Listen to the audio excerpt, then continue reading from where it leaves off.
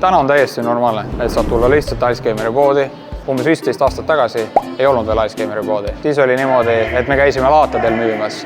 See tähendas, et hommikul me pidime ilgelt vara ärkama, et minna kohale. Filmi mind. Tšau, Misha. Tahad ka videos olla või? Kui sa oleks superkangelane Misha Man, siis mis su theme song oleks? Mu theme song, ma ei tea, Robocopi theme song. Okei, kui kõik Ice Gameri tiimis saaksid supervõimed, siis kes hakkaksid neid kuritarvitama ja hakkaks pahalasteks? Alari ja Kaspar. Kas sa pigem struggle'iksid, tehes asja, mida armastad, või õitseksid, tehes asja, mis sind ei huvita? Pigem esimene, pigem see, mis ma armastan. Mis on su spirit animal ja miks see on Luigi? No Luigi see pole, aga mulle meeldivad väga rotid, mis kaevavad selle... Mulle mutid. Jaa, vot need. Kui sa oleksid NPC, mis oleks su catchphrase? Mis oleks mu catchphrase? Tere tulemast. Kui palju elusid sul täna alles on? 2. Kas sa oled rohkem main quest inimene või I'll do 200 side quests first tüüp?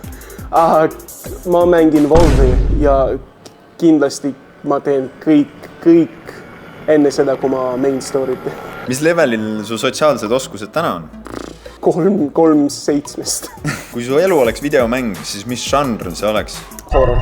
Horror! Mitu boss fighti sa ära oled teinud edukalt?